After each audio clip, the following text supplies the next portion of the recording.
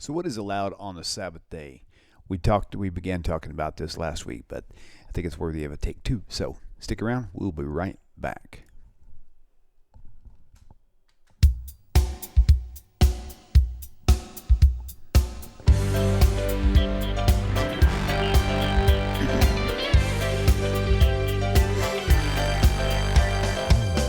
Welcome to Tanakh Talk. I'm your host, William Hall, broadcasting live out of Kingsland, Texas, USA, with episode number 48 of Controversial Issues with Rabbi Chaim Coffman. Today, what can I do on Shabbat, and why is there such a stiff penalty for messing up? Something's going on here that we need to find out more about. That would be my guess anyway. Rabbi, well, welcome back to the show. It's good to have you in the studio as well. Look forward to today's show. Always a pleasure. Glad to be here. Hope everything holds up today. So see if it's Coffman proof. Right, for sure. So, you mentioned something earlier in our messaging back and forth that's very, very critical, and I think that is absolutely worth noting. Anytime there's a penalty for anything that's a really, really stiff penalty, there's got to be a lot of explanations to it, not just don't do this and just keep it simple like that. But if there's a death penalty, I mean, there must be enough information to cover from every aspect you could possibly imagine. And so to assume that there's not, whoops, I forgot to pull our screen up. There we go. So to assume that there's not any extra information on something that critical, to me, it seems a little bit naive to think that way. So this we're going to talk more about today, and you can kind of tell us what we do need to know, and somehow integrate it into the video. We'll talk about things, general ideas of things that are allowed, things that are not allowed, and who this is for. Just a recap on who the Sabbath days, who's for, who's held accountable to it, etc. So I'll let you kick off with this thing. Okay, it's a pleasure to be here. Welcome, everyone. Remember that we spoke last week that the beginning of creation, right? Genesis chapter 2, first number of verses, talks about the fact that God created the earth, created everything in it, and he stopped from creating, right? He blessed the seventh day, sanctified it, abstained from all his work, and God created to make. So the only thing is, it doesn't tell us what work it is. But in general, God created Shabbos, Exodus chapter 20. You go to Exodus chapter 20, it mentions that Jewish people take on all the mitzvahs. God gave them the mitzvah of Shabbos. Right? Chapter 20, verse 6, remember the Sabbath day, sanctify it. 6 days shall you do work and accomplish all your work. 7th day is Sabbath to Hashem, etc., etc. You're not going to work your animal, your maidservant, convert within your gates, blah, blah, blah, blah, blah. Right? Then, so mentioned before as well, right, certain aspects of Shabbos as well while they were in the desert before they got the Torah. But then in chapter 31, which we went through last week, it says, verse 12, God said to Moshe, saying, speak to the children of Israel, telling them that you should have to observe my Sabbath. It's a sign between me and you for your generations. To know that I am Hashem who makes you holy. Differentiates us from non-Jews. Right? Seemingly from here, simple explanation is, applies to Jews. Right? Doesn't apply to non-Jews. You shall observe it. It's holy to you. Again, to you, not to anybody else. Its desecration shall be put to death. Whoever does work on it, the soul shall be cut off from among its people. 6 days you shall work. 7 days a day of complete rest. Sacred to Hashem, etc. Whoever does work on the Sabbath day shall be put to death. Now, there are only certain things that a person gets a death penalty for. And there are different levels of the death penalty. Stoning, right, is the most severe, right? Stoning by if a person transgressed the laws of Shabbos and they got warned and there was a temple that existed in Jerusalem. The person said, I don't care, I'm going to do it anyway. And there are witnesses.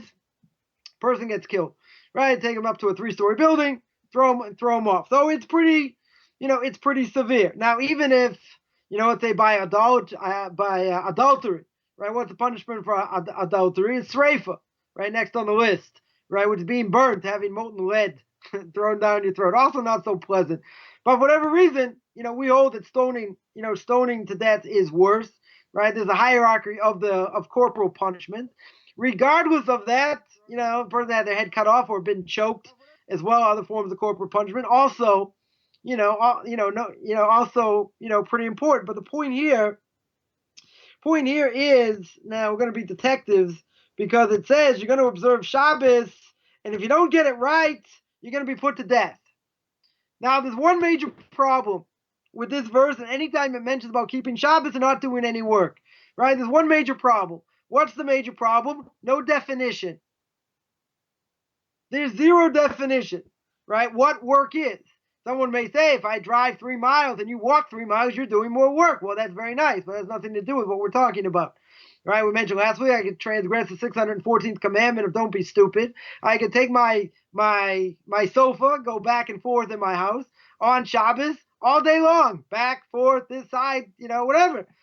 Put it inside, outside, doesn't matter. Right? Nonetheless, I haven't transgressed anything.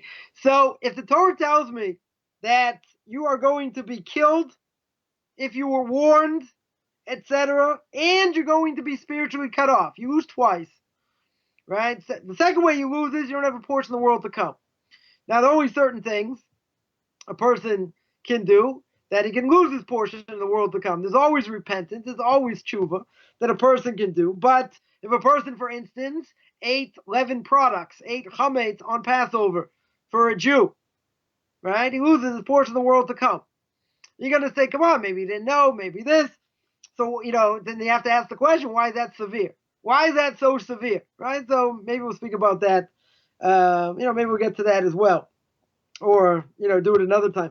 But if God is all good, right, and there's reward and punishment, the Torah makes clear, right? No one should make the mistake that, you read the second part of the Shema, that we say that if you do the right thing, everything's good. If you do the wrong thing, you're going to get punished, right? We believe God has the right, certainly, to reward and punish.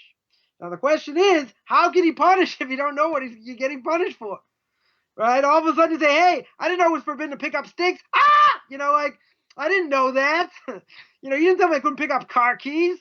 You didn't tell me I couldn't move my potted plant in my house, right? You didn't tell me any of that, right? So all you Karaites out there are going to hate my guts, and that's okay because I got big shoulders, even though they can't really tell. Nonetheless, you'll say, but the Torah says only 3 things. The Torah says you're not allowed to carry.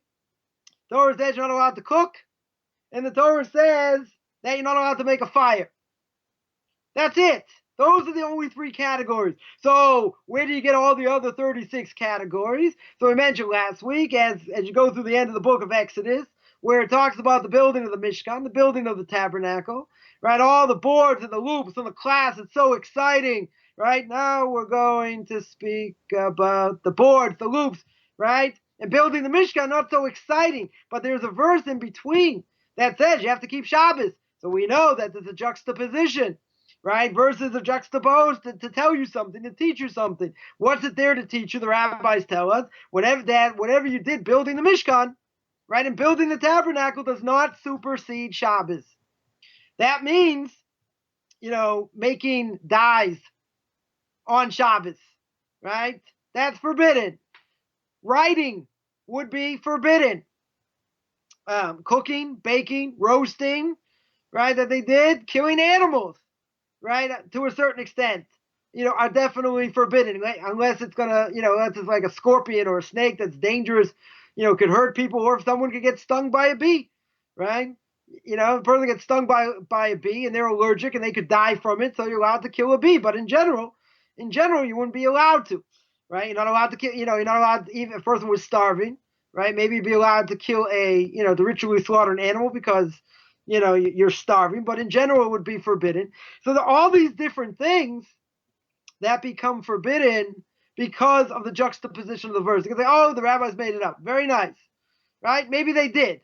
But how in the world are we going to know what to do if there's no oral tradition over here? It wouldn't make any sense that there are many times the Torah is going to say that you're liable for the death penalty if you don't keep Shabbos. But the Torah doesn't tell me what I'm obligated in, what I have to, what I'm not allowed to do, right? The book of Numbers, there's a famous story with the Makoshes. Who's the Makoshes? The Makoshes is Salafchad, right? There's a famous story there with the daughters of Salafchad that he was killed, that he died, and why should we lose out? Why shouldn't we inherit? So all these laws of inheritance, right, that the Torah speaks about, and women are exempt, right? Women, take sort of a second, they don't inherit first, right? It's really the men that inherit first. The whole discussion why, etc. But their father died. So the Talmud tells us, how did he die? Oh, sorry, why did he die? Because he wanted to show the importance of Shabbos in the desert. That how important Shabbos was in the desert, he was willing to give up his life for it, right? So there's a concept, very strange concept, that's called an avera lishma, that a person transgresses for the sake of heaven. In other words, now you're going to say, well, you're not allowed to give up your life. You're right. But he had a very, very strong reason why he wanted to do it, because the Jewish people are going to get this command to keep the laws of Shabbos when they go into the land of Israel. Right? The whole question, how much they kept outside the land, what they did. But he wanted to show that even outside the land of Israel, the punishment is very severe.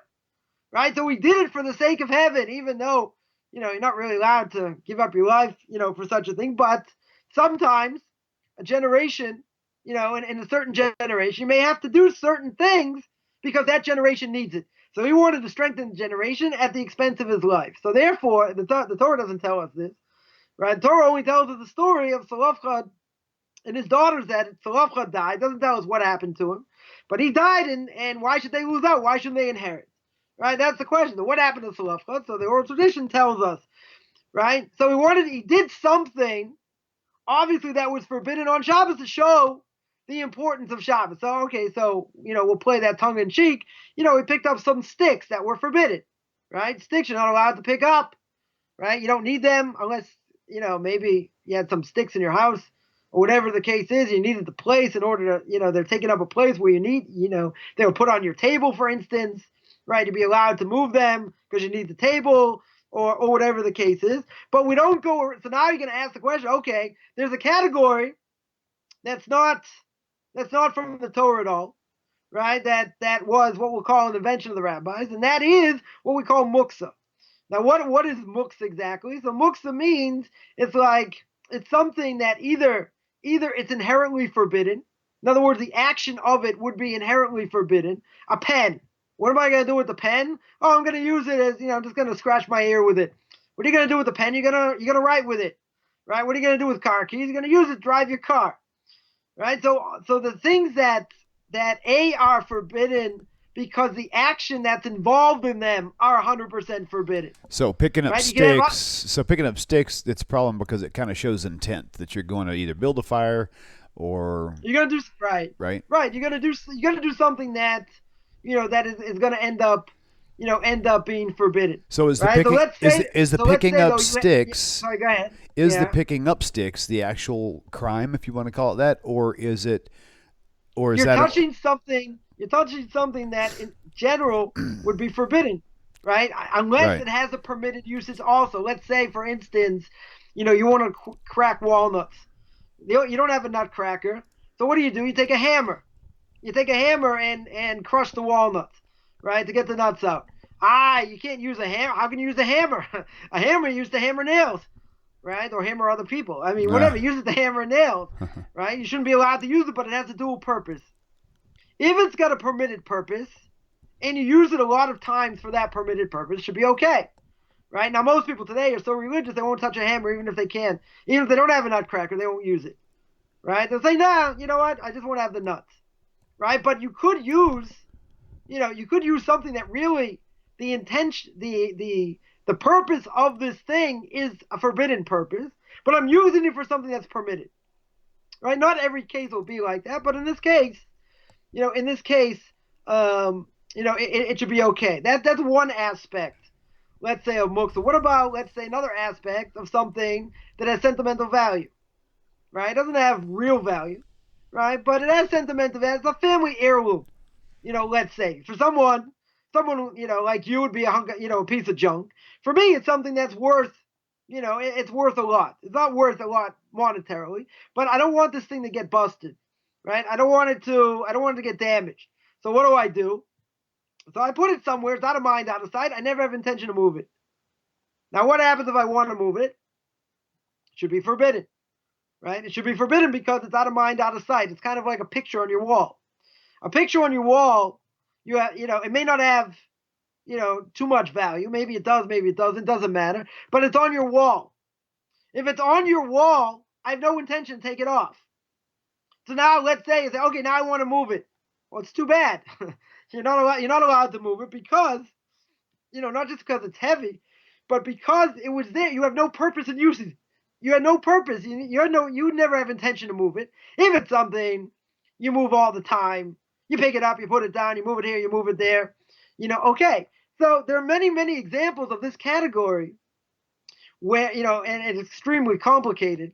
One of the more complicated aspects of Shabbos, and it's rabbinical in nature, right, from the very beginning. Some say that it does come from the Torah, but the reality is most hold not that way. Most hold it's rabbinical in nature. So you ask the $1 million question: what in the world would God care if I pick up a hammer? What does He care if I use a pen, right? If I pick up a pen, even if I'm not going to use it to write, right? When it's forbidden. So simple answer would be that I may come and forget Shabbos if I'm allowed to do certain things. Now you might say these things are not really that bad, right? They don't really sound that bad, but I could forget it Shabbos and use it for something that's forbidden, or it takes my enjoyment away from Shabbos. Now why would it take my enjoyment away from Shabbos? Because it reminds me of the everyday. Shabbos, what's the purpose? The purpose is God gives us the ability to draw close to Him one day a week. Right? No gadgets, no screwdrivers, right. no hammers, none of these things. Everything goes to sleep. You're there to focus. You have a number of meals, right? You dress up a certain way. You go to synagogue. You're tuning into spirituality. So come on, the why rabbis and you're going to get into the why there's such a stiff penalty, right? Not just that there is a penalty, but why is it the death penalty? yeah. I'm going to get to that. Yeah. Okay, so cool. By the way, the phone lines are is, open. Phone lines are open. 855-95-BIBLE. It's 855-952-4253. It's on your screen. Call us in if you have any questions regarding today's topic. Rabbi, go ahead. So so they want to make sure you're going to tune in, right? You're going to tune into God's world, and therefore, if you're doing these other things, that's going to take away from my enjoyment. So now you ask the $1 million question, okay, but why is it so severe? Why should the punishment, be so severe? So what's the purpose of Shabbos? Let's go back to Genesis, right? What does Shabbos represent? Shabbos represents God's creation of the world, right? And God stopping creating the world. If I go about my daily business 7 days a week, 24 hours a day, even when I'm sleeping, right? I do what I want to do, right? I continue to build and sow and and do these other things. So if I continue to do that, I forget that God created the world. I forget there's a higher purpose. Therefore, for a Jew, definitely for a Jew, if he desecrates the Shabbos, it's like he denies God. It's like he denies God creating the world, right? In a certain way, it's very similar to idolatry. Why does God care if you bow down to a totem pole? You bow down, to a short little fat guy, Mr. Buddha himself, or a guy hanging up on a stick. Why should God care? You know why? Because it takes God out of the world. It makes people forget there's one God, that He runs the world. He'll allow them to make that mistake. He'll allow them to go into any path that they want to. In other words, if they want to be close to Him and seek truth, God's going to help them. If they want to go in the wrong direction, God's not going to stop them. Otherwise, we wouldn't have free will. So therefore, if it represents creation, if it represents God's oneness, uniqueness in the world, and that the purpose is we're supposed to draw close to Him and remember all these things because God stopped creating, right? That's what it says, Genesis chapter 2. God created everything and He stopped. The Rashi over there says, what was lacking? Menucha, rest. Because if God didn't stop, man wouldn't stop. We just keep creating, burn ourselves out. Right? So anyone who wanted to take part in that, they could up until the Torah was given. But that's why it's so, it's one reason. It's one reason why it's so severe. It's like you're denying, A, that God runs the world. right? And B, that God created the world. Now, if a person's obligated to stop on this one day, right? What's the obvious question that's going to come up? The obvious question is, how can it be? How am I going to have a livelihood? Because if I'm only working 6 days a week, right, or 5 days a week, and my competitors are working on Shabbos, I'm going to lose out. I have to close my store, right? I have to go home early on Friday, right? So it's a tremendous tenet of belief, that not only did God stop, but we have an obligation to stop as well. And stopping could come at a price, right? What's the price? My livelihood. Someone could go somewhere else to get what they need instead of coming to me. Why can't they come to me? Because I'm closed. If I'm closed on Friday, or a good part of Friday and Saturday, and other people are open, I could lose out, right? But that's exactly, the opposite of what Shabbos is, because God says, you know what? I created the world. I want you to stop. Nobody ever loses out. No one ever loses out by keeping Shabbos, right? Some of the songs, even, that we sing on Shabbos are all about that. So how can you deny that God runs the world? Right? How can you how could you deny there's more than one God in the world? Right? Idolatry is also pretty severe. Right? Mentions, how many times does it mention, not bowing to idols or having, molten images? I mean, it goes beyond, just bowing down. Even if you don't bow down to them and they're in your, home. It's like, the Torah says, by doing so, you bring an abomination into your house. Right? In other words, you are denying the fact that God runs the world. God's in charge. There's only one of him. God is a jealous God, right? The Torah says. So therefore, going against him and going against everything he stands for, in my language, that could tick him off, right? That could get him extremely upset. So here you are denying the fact that God created the world, that God's in charge, and therefore, since if you look at it in a more spiritual sense, the fact that Shabbos each week comes in, strengthens, according to Kaballah, strengthens the entire next week. In other words, we say a psalm every day, Sunday for Shabbos, Monday for Shabbos, Tuesday for Shabbos. We think the culmination of the week is really Shabbos, which is, it's like when we collapse, at the end of the week. We're just going until, until Shabbos comes. But the reality is that, when Shabbos comes, it's the renewal of that next week, right? Not, in other words, when right before Shabbos comes in, the strength of the world was strengthened by the previous Shabbos, right? So that's a little more, that's a little more deeper, but, by looking at it in that context, right? How could the punishment not be severe? How can it not be severe? You stand up Friday night, right, and you make Kiddush. You make Kiddush Friday night standing. Why? Because you're giving testimony. What are you giving testimony for? The first thing you're giving testimony for is God created the heaven and the earth. Right? That's exactly what you say. Again, let's just quote it here. People don't think I quote anything ever. And we'll take right? this. We'll take this caller in just a second, as soon as he finishes his statement. The Torah says in Genesis chapter 2, the heaven and the earth were finished in all their array. That's what we sanctify Kiddush with on Friday night. By denying that and not doing it, you're denying that God created the world. No question. Interesting. Okay. Caller, welcome to the show. Please tell us your name, where you're calling from. Yes, this is Levite Khan. Hey, Levite. How are you? Good. What's the question for Rabbi? Well, I'm just wondering, because we have Deuteronomy chapter 17, Devarim, to do diligent inquiry, why do we need all these oral laws, commandments of men, traditions of the elders? We can pray about this and do diligent inquiry with this and come to a decision. That's pretty much what Deuteronomy 17 is about, and not to mention other So your question passages. is. So your I'm question also is. reading in the chat here about Jewish. Levite. Listen. Why do we need? Okay. So here's what we're gonna do. Tell us your question. This is for a question only. This isn't for like teaching. So if you've got a teaching method you want to do, you're the Messianic guy, right? Yes. Okay, very good. So this is not a teaching platform. It is great for asking questions. So this show is to teach what Orthodox Judaism Well, teaches. then why do we need the Talmud? There you go. That's a great Why not question. go by We'll Deuteronomy go with 17? That's a great question. Okay, go ahead and hang up, and we'll let Rabbi answer the question for you. Thank you. Okay, thank you. Okay, very good. Yeah, I saw his comment on the YouTube chat. Mhm. So just to further comment, most of the people know my testimony. I was a Christian my whole life, and the last 5 years of my journey, and a teacher too, not just a church pew warmer or a what do you call a C&E Christmas and Easter type of guy. I was very dedicated in my studies, and after learning Hebrew and after not fluently but learning the ways.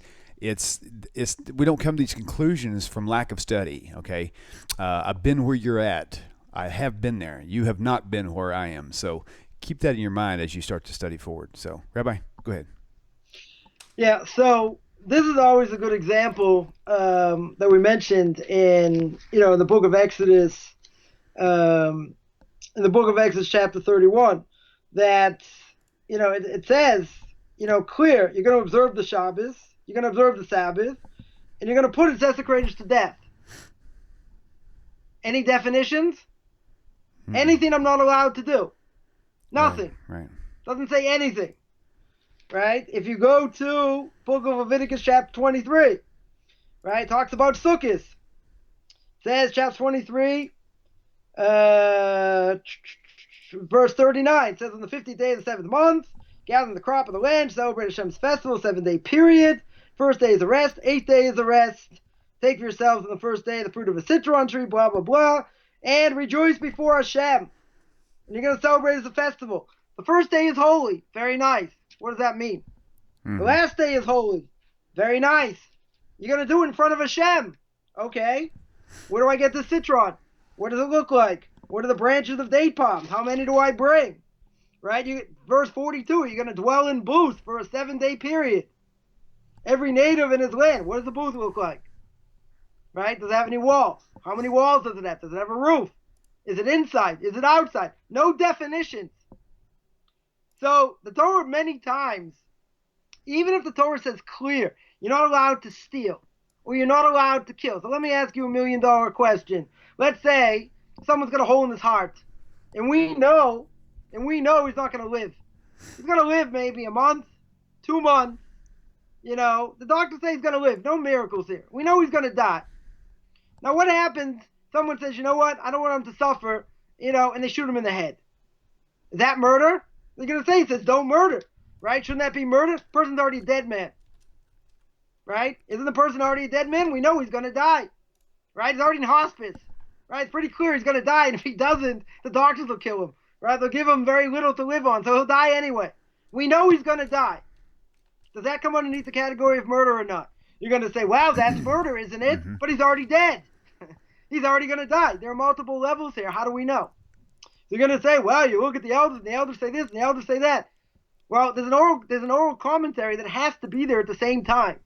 If it's not there at the same time, you're going to say, why should we listen to them? Because we have no one else to listen to. What's the definition over here? How can the Torah say, with a straight face, my language, with a straight face and say, you're going to get the death penalty for keeping Shabbos, if you don't keep Shabbos, but I'm not going to tell you how to do it. Now, that would seem like absolute cruelty. That wouldn't make any sense, right? You get many, many, many levels here of things that without any explanation whatsoever, you cannot tell me I'm liable for the death penalty or I'm liable for anything else if I don't have a definition what it is, right? What's the definition of work? The Torah says keep Shabbat, you can't do any work. What's work? Is it moving my sofa across the wall, across the room? You may say it's work. He may say it's not. Someone else may say something, but how do I know what it is? Right? I have no idea what it is. Right? Someone puts their foot in the gas pedal. That's not work. I'm not doing anything. I'm not harming anything. I'm not creating anything. How do you know what it is? There are multiple things. Multiple things. We go on, till tomorrow. The Torah is very clear without any definitions. Without any definitions whatsoever. And things that apply to a Jew don't necessarily apply to a non-Jew. There are certain things that will apply to a non-Jew. Many, many things, that we don't have answers for. That unless there is some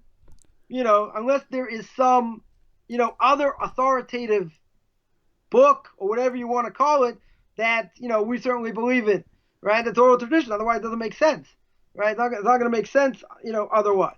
Because you can't tell me you're going to get punished if you get it wrong if you don't tell me how to do it. So what other source do we have? We don't have any other source, right? There is no other source.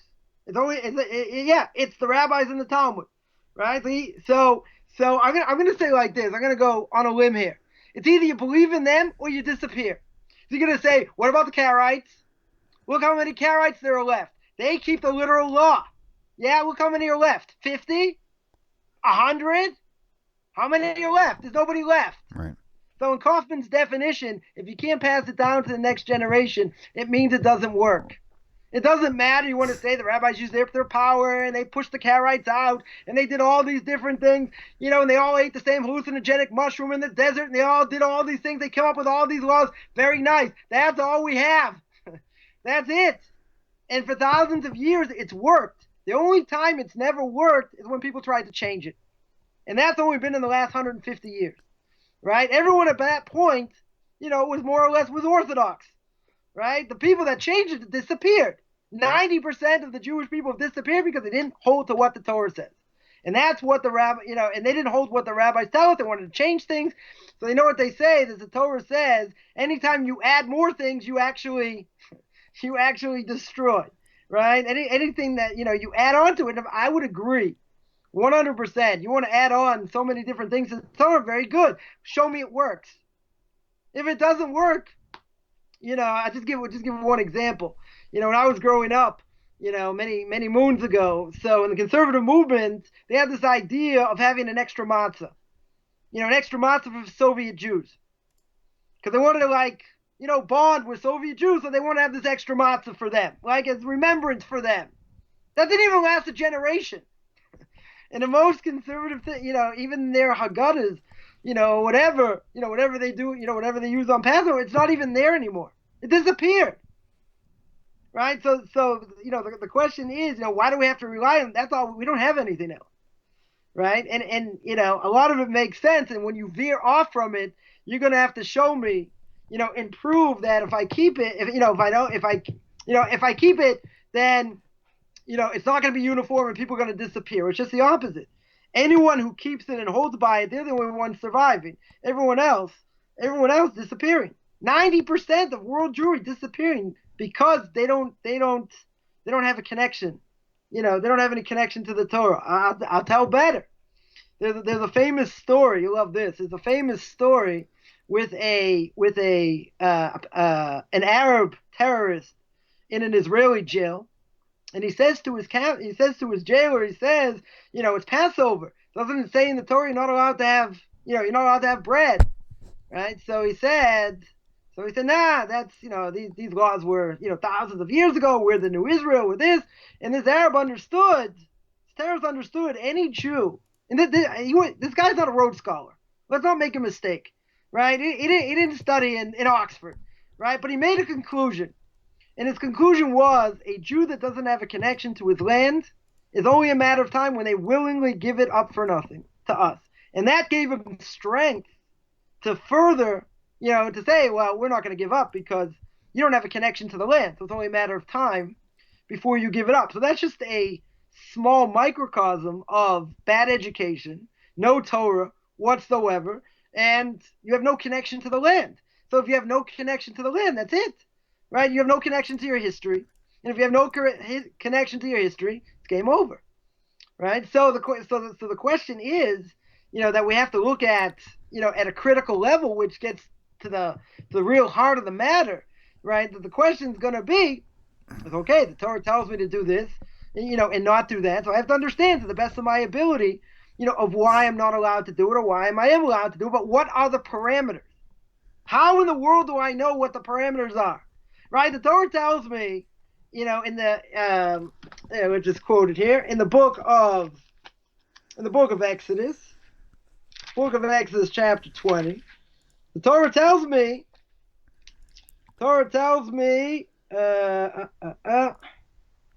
it says don't steal. Exodus chapter 20, verse 13. It says should not kill, should not commit adultery. A lot of good things here. Don't steal. Don't bear false witness against your fellow. Now, what's the problem with this statement?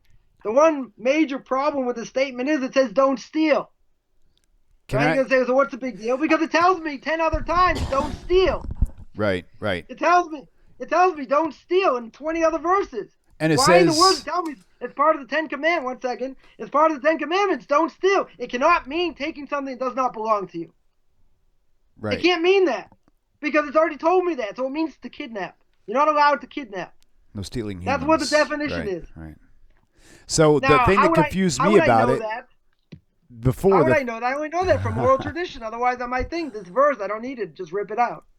So what confused me about it as I was reading it, even when I was a Christian, I was like, it didn't make sense for it to say, "Thou shalt not covet," and also, "Thou shalt not steal." Because I mean, really, stealing, you would probably wind up having to covet something before you stole it anyway. So it's like don't do this and don't do the more intense version of this.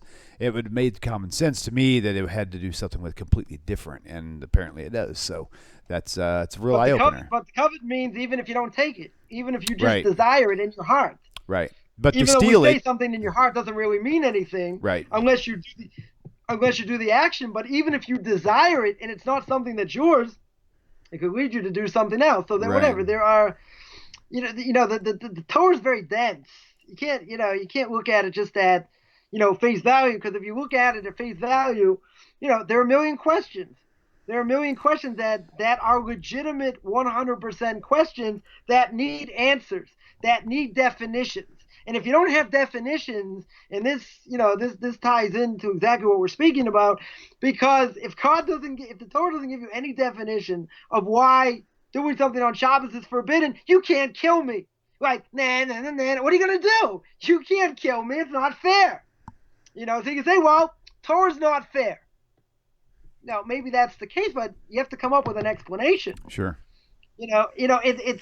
It's such a major tenet of Judaism. You cannot leave me hanging and not tell me what it means. Right? You have to have some basis to tell me what it means. So someone's going to come and say, well, that's their interpretation. We have our interpretation. Okay, very nice. You have your interpretation. That just means that they reject the oral law just to accept and rewrite their own oral law just so they can understand it. Which keep in mind, we had fun with this when we spoke about oral law. Keep in mind that the Christian's going to say we don't hold by oral tradition. We have our own tradition, etc. How do they learn the text without vowels? Mm-hmm. Right. They can't learn the text without vowels. The rabbis are the ones that put the vowels in the text. Yep. Right. For sure. Which makes a major difference when it says don't cook a calf in its mother's milk. The word for milk is chalav, chet lamed beis, but let's say it doesn't have vowels. It can also mean chalif, forbidden fats. Don't cook a mother in its forbidden fat. Well, all that greasy food, forget it. Can't eat it. Mm-hmm. It doesn't make any sense. Right. So, but they're holding by what the rabbi said and how they interpreted what the vowels are. So now you can't come to me and say, we have our own tradition, but your tradition is based on what the rabbis tell you, so you can't pick and choose. You can't say, well, I like what the rabbis say over here, because otherwise I wouldn't know what the Torah means. Right. I mean, I wouldn't know what the words are. To be somewhat fair to the on the Messianic circle, their understanding of don't cook a kid in its mother's milk is they take it literally. So that would be like, for example, if you go to the grocery store and you bought a package of hamburger meat and you bought a gallon of milk from that same store, it's absolutely virtually impossible that those came from the same mother. So they think that doesn't apply anymore because it's not possible. So they take it literally. So I don't know if that's actually making their own oral law on that or literally just trying to take it literal like the Karaites. Listen, you can pick and choose to take things, take things literally or not. The question's going to be, why do you have to tell me 3 times? The Torah tells me 3 times not to cook a calf in its mother's milk. Now, you could say it's an act of cruelty to do such a thing. That's true, but it's not common. You're right. I mean, what are the odds? It's not going to be that. It's not going to be common, especially if you have meat and the milk is goat's milk, right? But even if it's regular milk, doesn't matter. The chances of that are probably 1 in a billion, if that. Right. If that. So then you have to answer me. Okay, so that's very nice. So why, if the Torah never minces any words, why is it mentioned 3 times? Yeah, right. Good. It's only mentioned it once. It doesn't need to tell me more than once. So yeah, so you're going to rely on your own oral law, but you're piggybacking, on what the rabbi said. So basically, you're saying, okay, my version is better than your version, even though I'm relying on you. I'm only relying on certain things. Mm-hmm. So you have to come to a conclusion. Either what the rabbis say is true or it's not true. And then why are you going to rely on the rabbi? So rip up your Masoretic text. How in the world are you going to get to King James anyway? I think You're not going to understand anything because that's based on the Masoretic text. What's and the interesting Masoretic is, text is basically what the rabbis put the vowels in. interestingly enough, a lot of the Messianics that I've known in different cities who reject the oral law still wear tzitzit. They still wear the fringes, and some will even still wear the yarmulke, which is totally Jewish tradition on the yarmulke part, And so, but they say they don't follow the Jewish tradition. They would not follow the traditions of the elders, if you will. But they do. Right. They just saying the prayers, the Shabbat candles. That's not in the Torah. So why are you doing that if you don't? If you don't buy it. So okay. Listen, even by Reform or conservative Jews, the Reform uprooted everything. So conservative keeps a little bit more, whatever. So they pick and choose. I'll keep this, I won't keep that, whatever. It's not exactly the same thing. But what's the end result? They're gonna say, well, the plenty of Messianics are growing by leaps and bounds. Okay, there's not a proof. Right. It's definitely not a proof, but I can guarantee you, anyone who doesn't hold to what the Torah says are going to disappear. Right? Certainly within Judaism, they're going to disappear. That I don't think is, I don't think I don't think that's a question. That's pretty clear. 90%. Okay, so we've got about 15 minutes left. I want to direct now the title of the show straight towards B'nai Noach. And the title of the show was, of course, the main part would be what can I do on the Sabbath day? Now, we covered some of this last week as far as that goes, but just as a recap, if you were to just act like last week's show didn't exist and we're just now bringing it up for the first time, sum it up, I'm a Noahide. I'm B'nai Noach, right? So you're going to tell me what I'm permitted to do, what I'm not permitted to do, in a small package if you can. You can cook, you can clean, you can eat shrimp, milk and meat. You got no problem. You got no problem. You can have all the vices, drink it with wine, put it together, whatever it is. So is a non-Jew obligated in Shabbos? Torah tells us not that way, right? Torah is pretty clear, right? That it's given to the Jewish people. You go through the Ramchal, Derech Hashem. The Ramchal says, in the way of God, anyone who wanted to be part of the Jewish people had an opportunity to come with Abraham. At a certain point, it was cut off. Once it was cut off, they wanted to be part of the Jewish people. They had to convert. They're going to say, but I want to keep Shabbos. So someone brought a proof and said, listen, the beginning of creation says God created Shabbos for everybody. But that's not what the Torah says. Mm-hmm. Torah says it created Shabbos. And then comes along the Jewish people and say, not seven Ishma, we will hear and then we will do. So it belongs to us. So now you get these, what we'll call these, these super Noahites. They say, I want to keep certain aspects of Shabbos. Right? So technically speaking, maybe it's okay. Right? Maybe we'd say, okay, you want to have a meal? You want to have a special meal? You can do that. You want to start refraining from certain, categories that are forbidden. I wouldn't go that far. Mm-hmm. Right? I certainly wouldn't go that far. I mean, the Torah makes pretty clear. So, so a person will say, well, I want the benefit, but I can't convert, or I don't want to convert.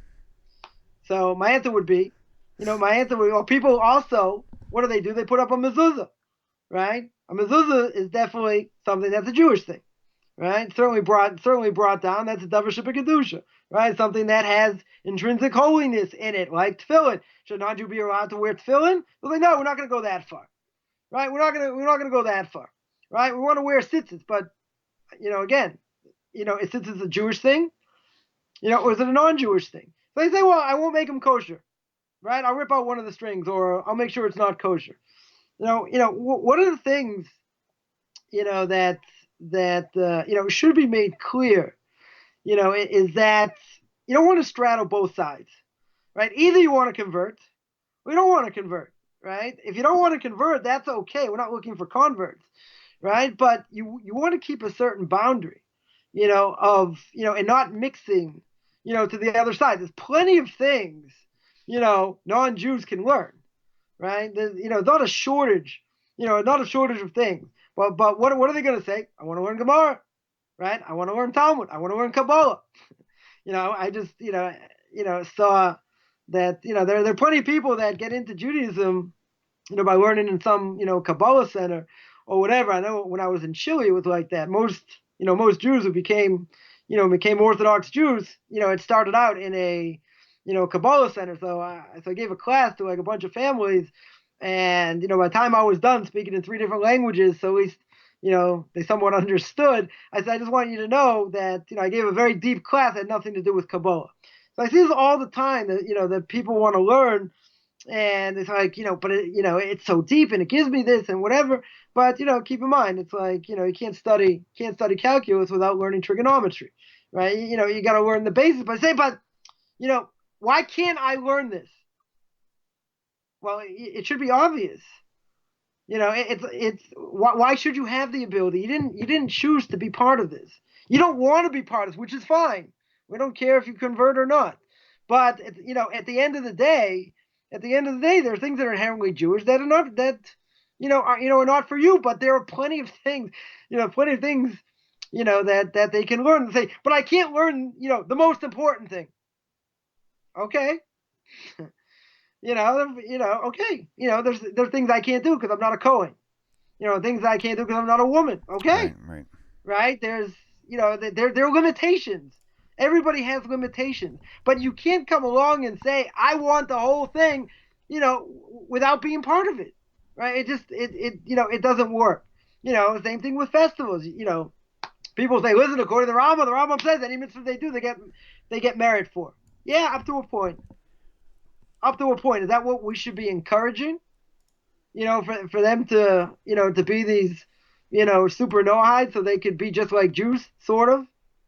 I mean, and how are you going to streamline them? How are you going to, what are they going to keep? Are they going to keep everything the same? Or are people going to be at many different levels? Well, what we see now is people at many different levels, and it's problematic, tremendously problematic. The people that keep Shabbos almost like a Jew. Won't drive, won't do this, won't do that. Etc. So, so if you'd ask me, I'd say it's off limits. Like any davar shebikedush, something that is intrinsically something for Jews, is forbidden for a non-Jew. A woman not allowed to wear tzitzis, right? Today you say it's a male garment, so a woman can't wear a male garment. So someone would say, what if I put a pink string on it? What if I make it feminine? Right? So I had this argument with somebody once.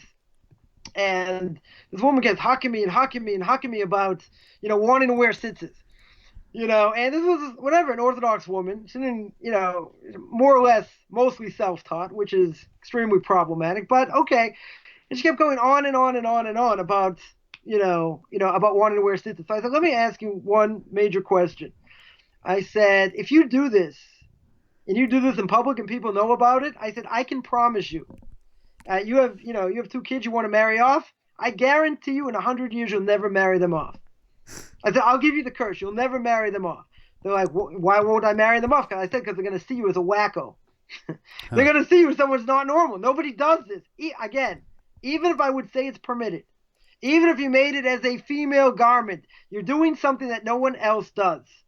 And when people find out that that's what you do, they're going to stay away from you like the plague. Your kids could be Moshe Rabbeinu themselves, right? But, you have to do, and this actually may get into a bigger topic, this has to do with the fact, what is the standard in the community?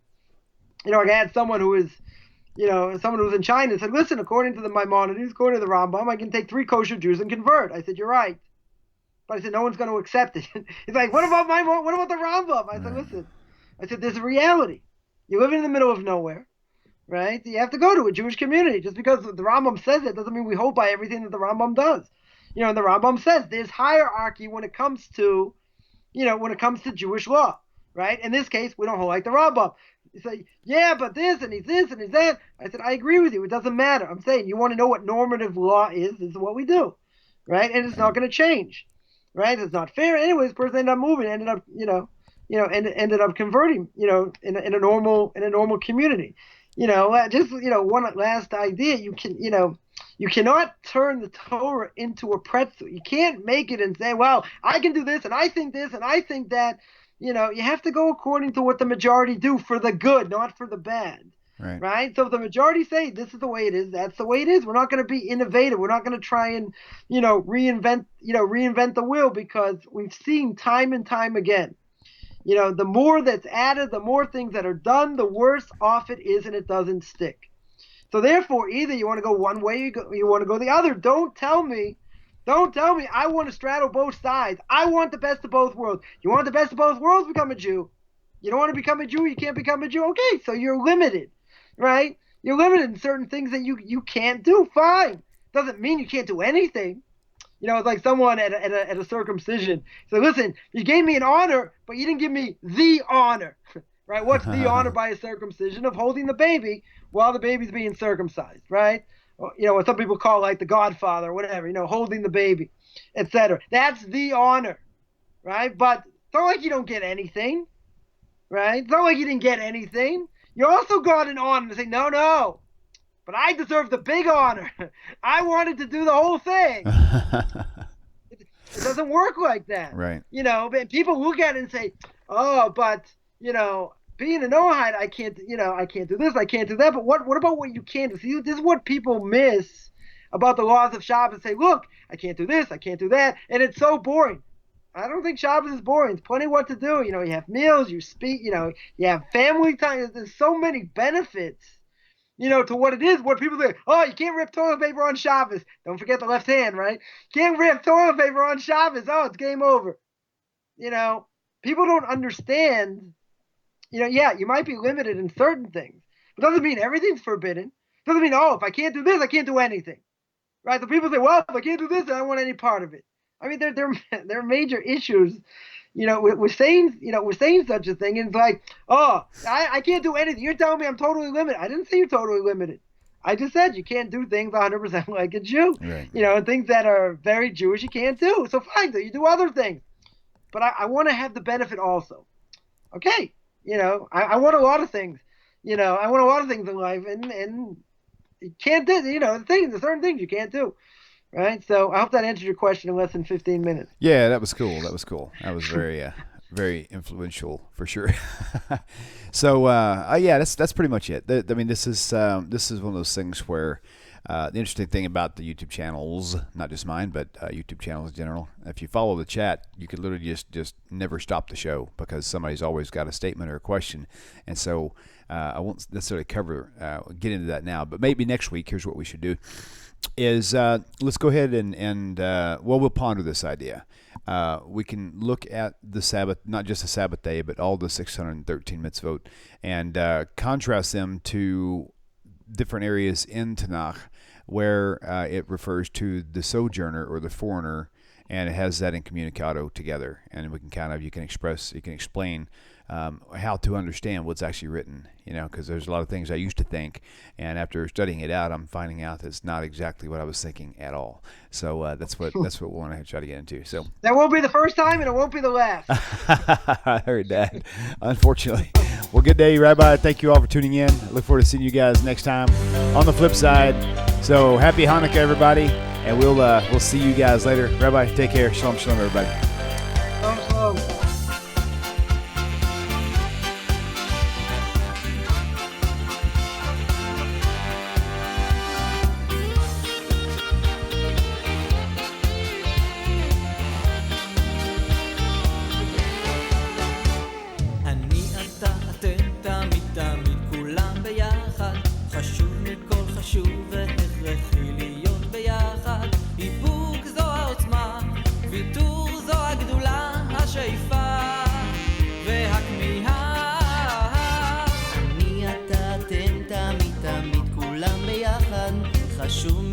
חשוב והכרחי להיות ביחד, איפוק זו העוצמה,